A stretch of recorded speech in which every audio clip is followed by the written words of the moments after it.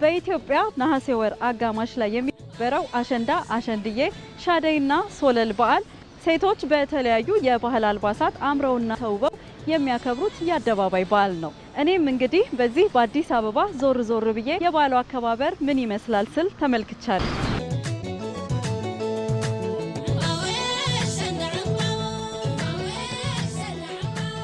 የአሸንዳ በዓል አከባበር በጣም አሪፍ ነው። እዚህ ጋር ከጓደኞቻችን ጋር ተገናኝተን ደስ በሚል ሁኔታ እያከበርን ነው። እዚህ ጋርም አዲስ ጓደኞች አገኘን። ከተለያየ አካባቢ የመጡ ሰዎች አሉ። የተለያየ የባህል ልብስ የለበሱ ሰዎች አሉ። እርስ በርስ እዚህ ጋር እንተዋወቃለን፣ እንገናኛለን።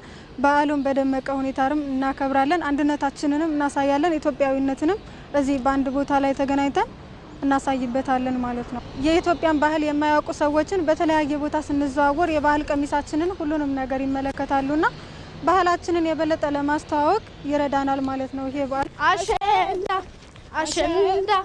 አሸንዳ ማለት ይሄን በዓል ስታከብሩ የመጀመሪያችሁ ነው ወይስ ከዚህ በፊት አክብራችሁታል?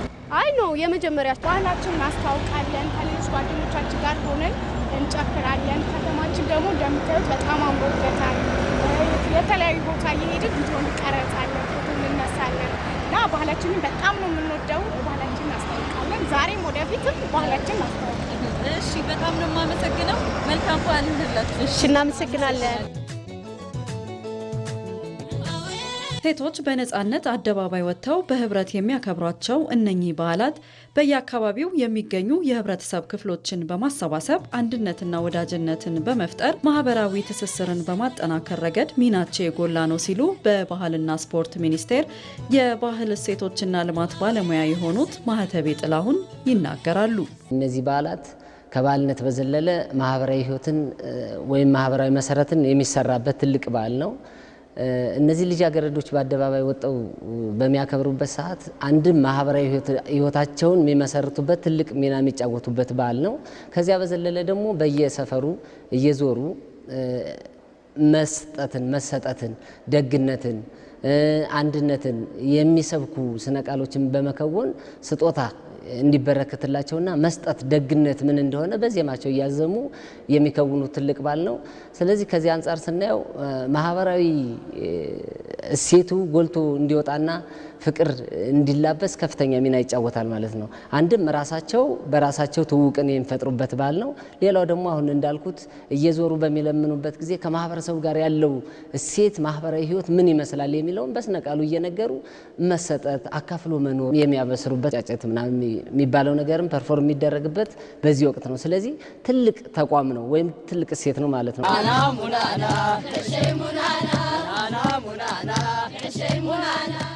እንዲህ ያሉ ሀገር በቀል የአደባባይ በዓላት ህብረ ብሔራዊነትን ከማጠናከር ባለፈ የሀገርን በጎ ገጽታ በማስተዋወቅ ለቱሪዝም እድገት ሚናቸው የጎላ ነው። እነዚህ በዓላት እንግዲህ ከቱሪዝም አበርክቶ አንጻር ስናያቸው ከፍተኛ የሆነ ፋይዳ አላቸው።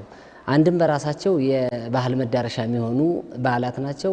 በሌላ በኩል ደግሞ በአገራችን የሚገኙ የቱሪስት መዳረሻዎችን ሰው ሰራሽና ተፈጥሯዊ መስህቦችን በደንብ ፕሮሞት በማስተዋወቅ ከፍተኛ ሚና ይጫወታሉ ማለት ነው። ስለዚህ የሀገር ውስጥም የውጭም ጎብኚዎች በሚሄዱበት አካባቢ ከፍተኛ የሆነ የኢኮኖሚ እንቅስቃሴ ይኖረዋል ማለት ነው። ስለዚህ እነዚህ ከፍተኛ የሆነ ድርሻ አላቸው ማለት ነው ከቱሪዝም አበርክቶ አንጻር ወይም ደግሞ ከባህል መዳረሻ አንጻር። ህብረ ብሔራዊነትን ደግሞ የምናሳይበት ትልቅ በዓል ነው ማለት ነው። ስለዚህ አሸብርቀው ደምቀው ሲወጡ በተለያዩ ባህላዊ አገር በቀል እውቀት ምርቶች በእደ ጥበብ ምርቶች አሸብርቀው ሲወጡ በጣም ተውበውና ደምቀው ነው የሚወጡ። እነዚህ ይህ በራሱ መዋቡ በራሱ አንድ የቱሪስት መዳረሻ እንዲሆን የሚያደርግ ትልቅ እሴት ነው ማለት ነው። እንደ አሸንዳ፣ አሸንድዬ፣ ሻደይና ሶለል ያሉ ሀገር በቀል የአደባባይ በዓላትን ባህላዊ እሴታቸውን ሳይለቁ ለቀጣዩ ትውልድ ለማስተላለፍና በዓላቱን የቱሪዝም መዳረሻ ለማድረግ የጥናትና ምርምር ስራዎች እየተሰሩ ይገኛል።